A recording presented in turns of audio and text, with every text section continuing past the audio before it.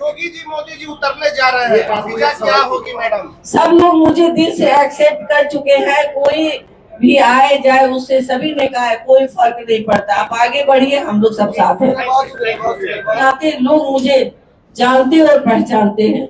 Madam, Siwan की जनता जानना चाहती है कि हिना मैडम चुनाव जीतती है तो कहाँ जाएंगे?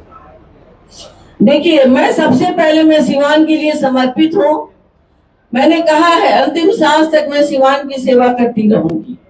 तो मैं सीवान में हूँ और सीवान की जो हमारी जनता है, सभी हमारे बड़े और भाई बंधु, हमारे नौजवान बच्चे, जो हम लोग चुनाव जीतने के बाद जो उनकी सोच बनेगी, जैसी जरूरत महसूस होगी कि हमको सीवान को आगे बढ़ाने के लिए हमको क्या करना चाहिए, उसके बाद हम लोग सोचेंगे, समझेंगे, फिर आपको जवाब देंगे। चुनाव जीतने के बाद आरजेडी के लिए क्या सोच रखती हैं, क्योंकि आरजेडी से रिश्ता खत्म हो चुका है? देखिए, मैंने कहा है, आप लोगों से कई बार कहा है कि जिस दल को हमने छोड़ दिया उस दल के बारे में दोबारा सोचने की जरूरत नहीं। हम लोग जो कहते हैं वही करते हैं।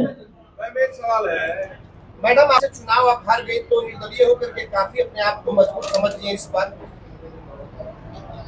देखिए, मैंने कहा था आप लोगों से कि जो सभी दल में अच्छाई और बुराई दोनों होती है, और मैं इसकी शिकार हुई हूँ और मैं कंटिन्यू चुनाव हारी हूँ। तो मैंने सिवान के लिए सोचा, पहले भी मैं सिवान के लिए जानी जाती थी कि मैं सिवान की बेटी हूँ। इस नाते मैंने इस बार दिल से सोचा कि मैं इंडिपेंडेंट ही चुनाव लड़ूंगी। आरजेडी के टिकट पर 3 बार चुनाव हार गए, क्या वजह रहा? आप कह रही कि शिकार हो गए? नहीं, ऐसी कोई बात नहीं थी। चुनाव हमने बहुत अच्छे से लड़ा, लेकिन पार्टियों का कुछ अलग उनका अपना सोच होता है, जिसकी वजह से हम लोग चुनाव हारते गए। विपक्ष का कहना है कि अपनी वजह से वो चुनाव हारी।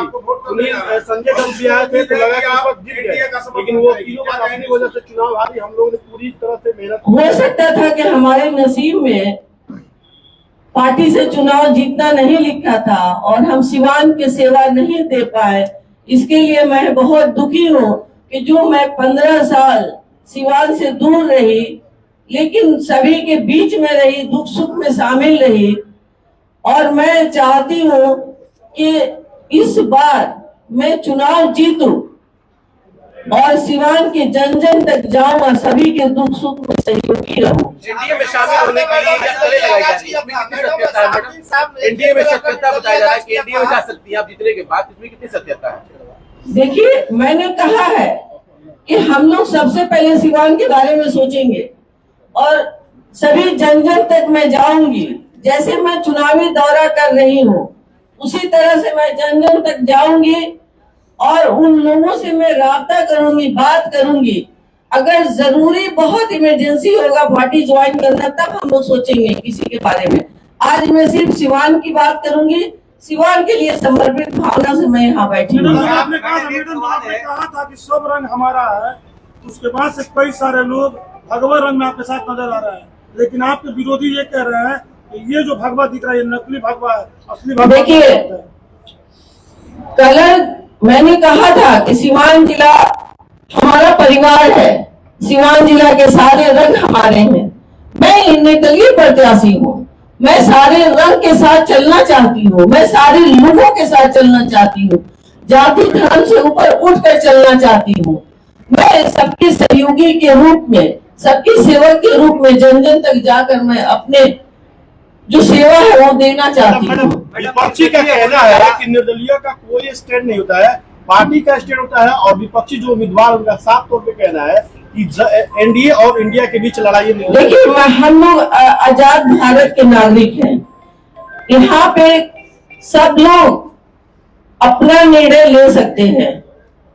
आपको संविधान से ये हकूक मिला है कि आप अगर अपने गांव के लिए, अपने जिला के लिए जो कुछ भी निर्णय ले बेहतरी के लिए, तो इंडिपेंडेंट के रूप में मैंने लिया है। तो मैं तो सेवा के लिए ली हूँ। हर जन को जो पार्टी से है उन्हें भी सिवान की सेवा करनी है, जो मैं इंडिपेंडेंट हूँ, मुझे भी सिवान की सेवा करनी है, उसमें कोई कितना खरा उतरता है सेवा में, वो आज तक आप लोगों ने देखा है और सुना और समझा है। तमाम प्रत्याशी मैदान में आप लड़ाई किसी मानती है? मैं किसी से अपनी लड़ाई नहीं मानती हूँ, मैं किसी से नहीं। मैं ये क्लियर कर देना चाहती हूँ सभी मीडिया बंधुओं को कि आज से ये शब्द यूज नहीं किया जाए, मेरी लड़ाई किसी से नहीं। मैडम ये बताइए कि सांसद साहबुद्दीन साहब को लोग विकास पुरुष कहते थे और विरोधी उनको उससे नकारते थे, आप इस पर क्या कहती हैं? देखिए, अगर विकास पुरुष सभी लोग कहते थे, मैं इस बात को मानती हूँ, तो विकास पुरुष का उन्हें सिंबल किसने दिया?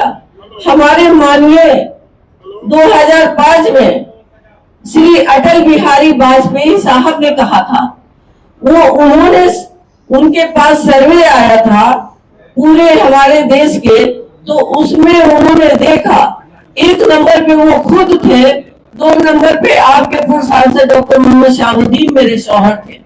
मैडम विधायक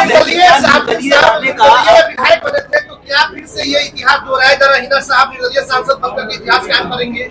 इंशाल्लाह मेरी तरफ से कोशिश होगी कि मैं सभी अपने सिवान जिला के एक अपने भाई, अपने चाचा भैया के अगर उम्मीद है मैं खड़ी उतरूंगी तो मैं ये कंटिन्यू रहूंगी। मैडम निर्दलीय जो आप खड़ी हैं, तो क्या आपको सभी तबके का जो वोट मिल रहा है उसका सबसे बड़ा बेनिफिट आपका निर्दलीय होना है क्या? जी बिल्कुल, 110%।